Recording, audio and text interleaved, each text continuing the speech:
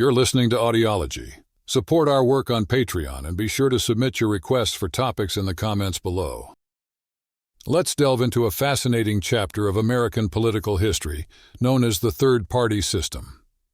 This period, stretching from the 1850s to the 1890s, was a time of major changes and developments in how Americans thought about their nation, embraced modernization, and dealt with the contentious issue of race.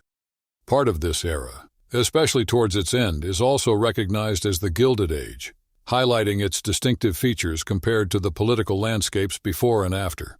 During this time, the newly formed Republican Party rose to prominence, boasting of its achievements in preserving the Union, ending slavery, and giving voting rights to freed slaves. The Republicans didn't stop there. They also introduced several progressive initiatives akin to the Whigs' agenda, including establishing national banks, expanding the railway network, imposing high tariffs, granting homesteads, increasing social spending, notably for Civil War veterans' pensions, and supporting educational institutions through land-grant colleges. Even though the electoral battles from 1876 to 1892 were fiercely competitive, the Democratic Party managed to clinch the presidency only in 1884 and 1892.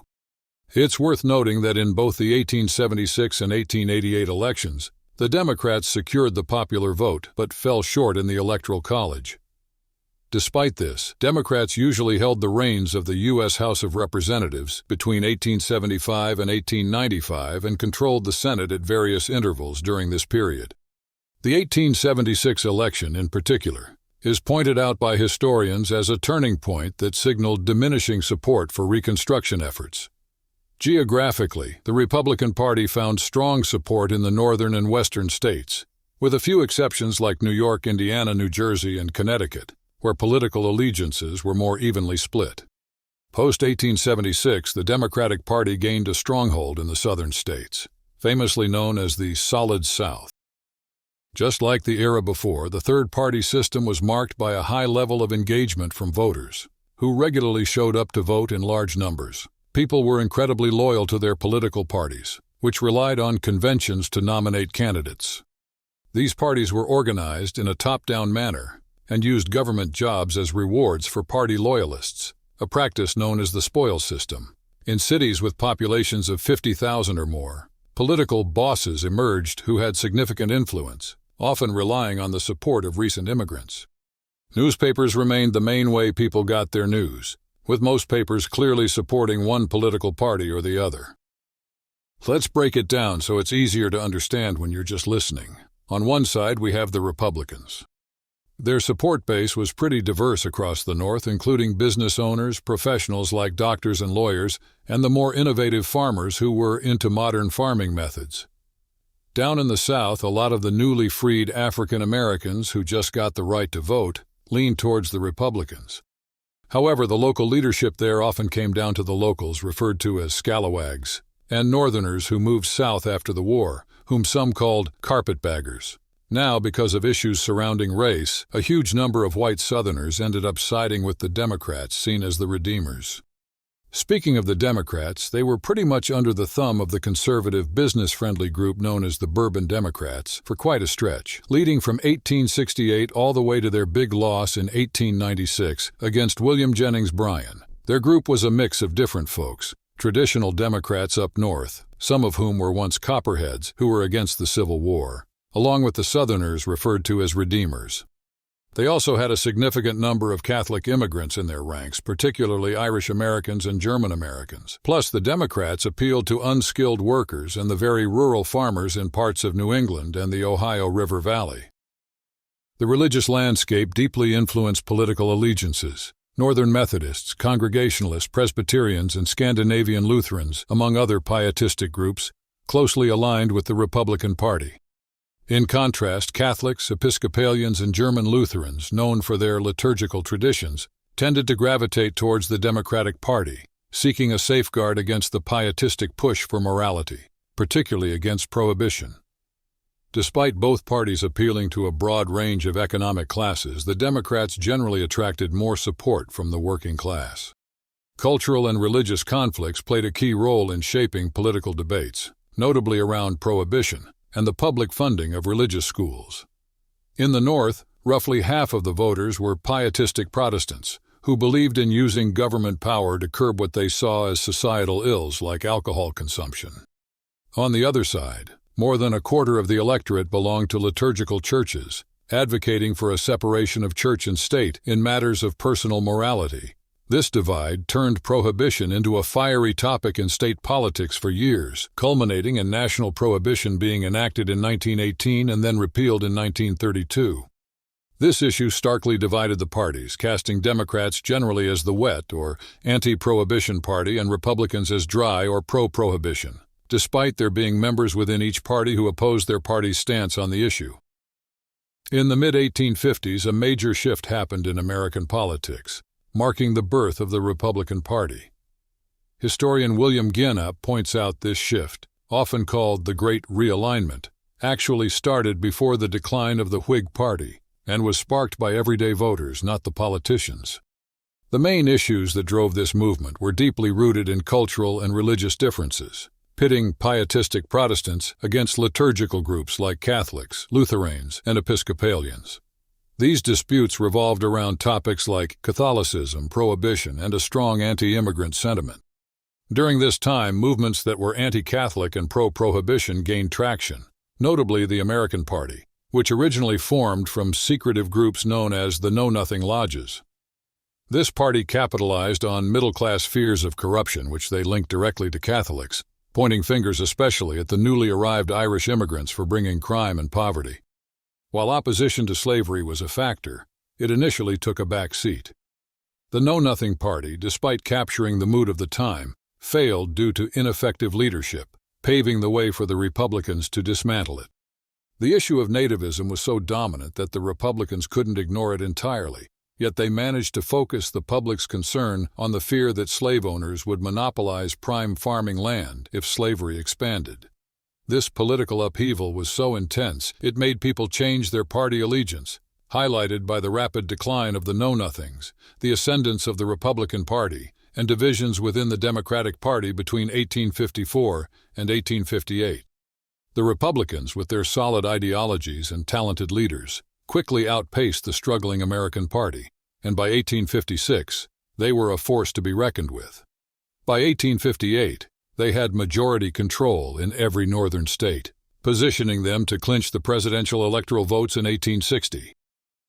The new party, driven by a push for modernization and a strong stance against slavery, which was perceived as a regressive force, made its mark by 1856, advocating for free soil, free labor, Fremont, and victory. Their core claim was the belief that a so-called slave power had overtaken the federal government, aspiring to legalize slavery across the territories and potentially in northern states as well. This scenario, they argued, would allow wealthy slaveholders to acquire prime land everywhere, thereby depressing free labor wages and eroding the pillars of a just society. In response, the Democrats launched their own campaign warning that the election of the Republican nominee, John C. Fremont, would lead to a civil war. A prominent Democrat, Illinois Senator Stephen Douglas, championed the idea that the issue of slavery should be resolved by vote in each state or territory. However, when President James Buchanan attempted to manipulate the political scene in Kansas Territory to support slavery, Douglas distanced himself, signaling a rift that would eventually splinter the party in 1860. By that pivotal year, Northern Democrats rallied behind Douglas as a proponent of democratic ideals, while Southern Democrats backed John Breckinridge, championing property rights and states' rights, which implicitly supported slavery. Meanwhile, in the South, former Whigs formed a temporary Constitution of Union party, committing to preserve the nation as one, sidestepping the contentious issues of democracy, states' rights, property, or liberty. The Republicans opted for caution in 1860, selecting a moderate candidate with a reputation for eloquently defending freedom. This strategic choice was Abraham Lincoln, who remained silent during the campaign, relying on the party's organizational strength to get voters out. Even if Lincoln's three opponents had managed to unite despite their deep ideological divides, something highly unlikely, he secured 40% of the popular vote. This was enough to dominate the North and thus clinch the Electoral College victory. President Lincoln was a real mastermind, not only because he won the Civil War, but because he managed to unite various groups, such as those opposed to slavery, advocates for free soil, supporters of democracy, and believers in nationalism for the cause. In contrast, the Confederacy halted all political party activities, missing out on the advantages of having a national network to support the government. On the other hand, the Republican Party in the Union was fully committed, providing unwavering support for the war effort. They assisted in finding officers, enlisting troops, offering bonuses for enlistment, supporting soldiers' families, supplying war materials, purchasing bonds, and keeping morale high, which was essential for victory. Initially, the Democrats supported a war that would keep the Union intact, and many Democratic politicians became military commanders in 1861. However, when Lincoln announced the Emancipation Proclamation in September 1862, with the goal of damaging the Confederacy's economy by freeing the slaves, many Northern Democrats and some moderate Republicans became reluctant to support a war they perceived as benefiting a race they considered inferior. The Emancipation Proclamation led to Democratic gains in the 1862 midterm elections, but the Republicans, with the help of the Unionist Party, remained in control. Significant military victories, like the capture of Atlanta, significantly boosted the Republicans' chances in the 1864 elections. While the Democrats attempted to capitalize on the backlash against the Emancipation Proclamation, its effectiveness in weakening the South mitigated that criticism by 1864. Moreover, the Republicans were able to leverage accusations of treason against the Copperheads, the anti-war Democrats, to their advantage. Over time, the Union Army started to lean more Republican, with many Democrats who joined the Army actually switching their political allegiance, including prominent leaders like John Logan and Ben Butler. *** Glossary. Converted. *** Unionists or Union Republicans. These were Republicans supportive of Lincoln and the federal government's stance during the Civil War.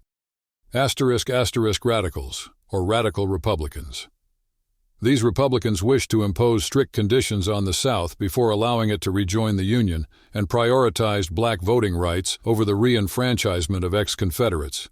They primarily hailed from regions such as New England, New York, or the upper Midwest and were generally unwelcome in the South.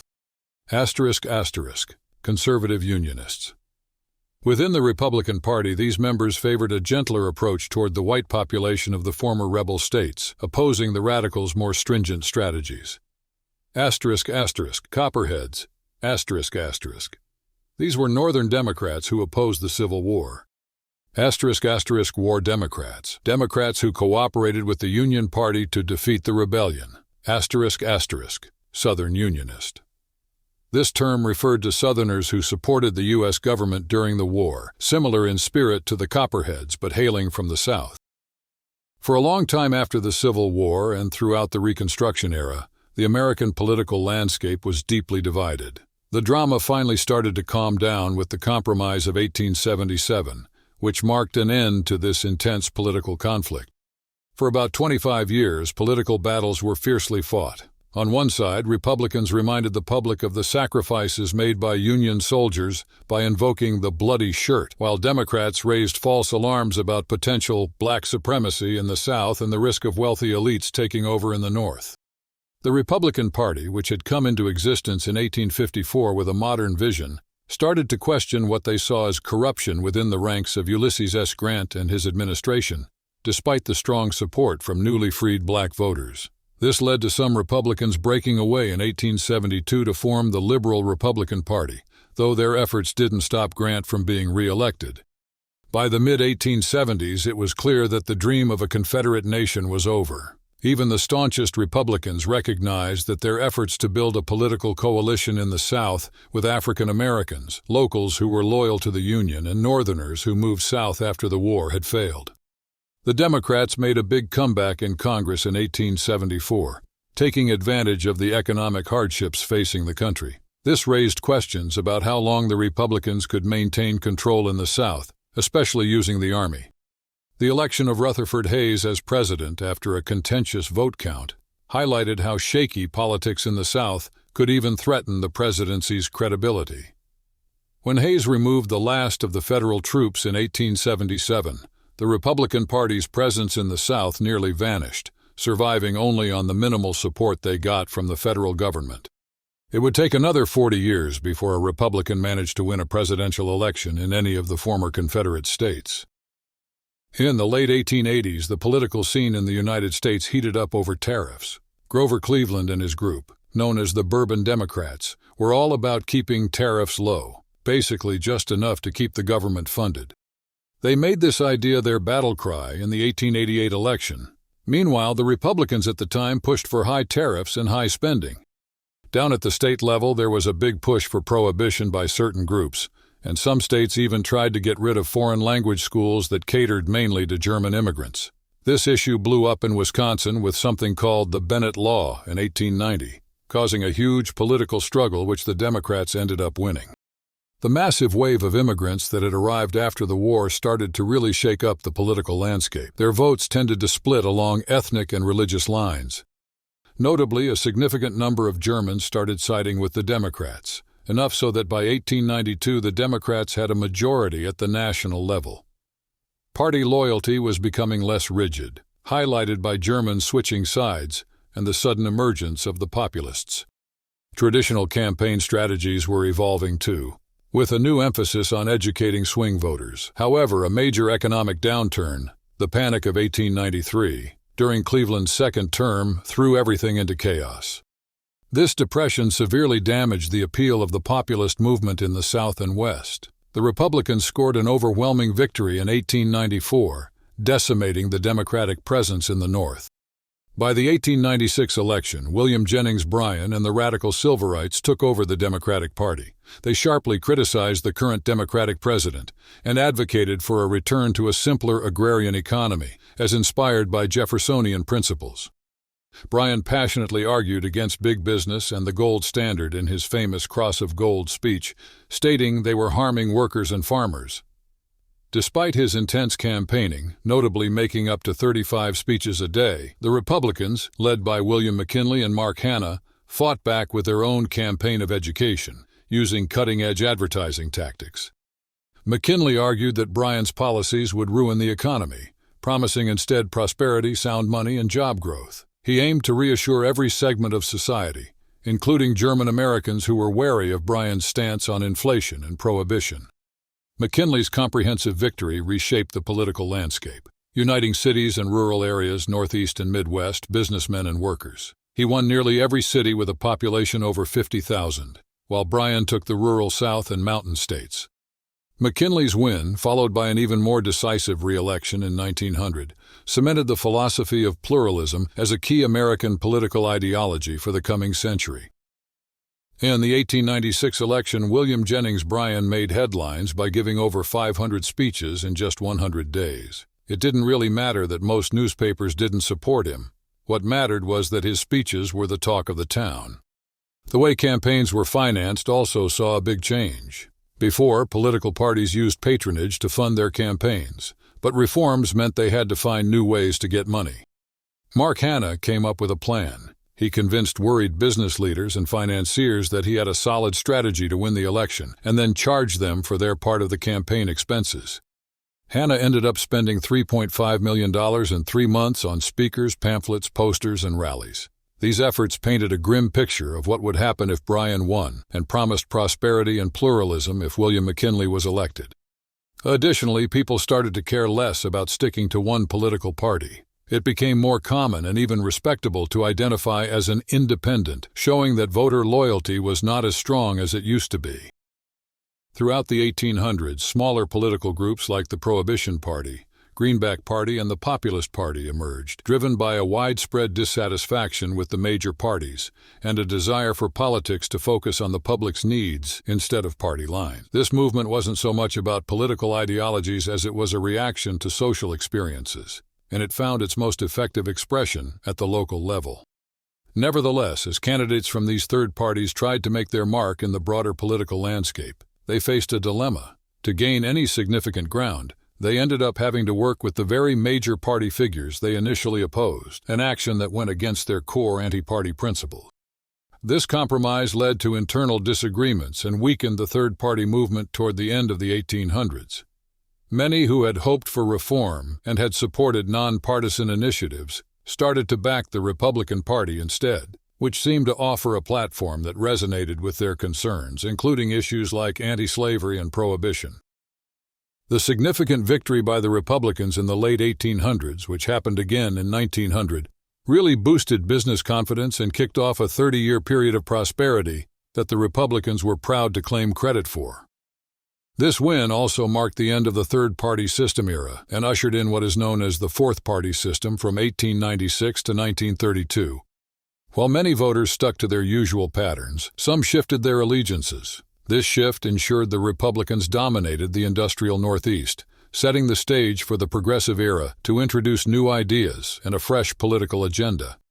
With the introduction of new campaign funding rules, the progressives, feeling uneasy, started to dig deeper. With the help of investigative journalists known as muckrakers, they unveiled corrupt ties between political leaders and businesses.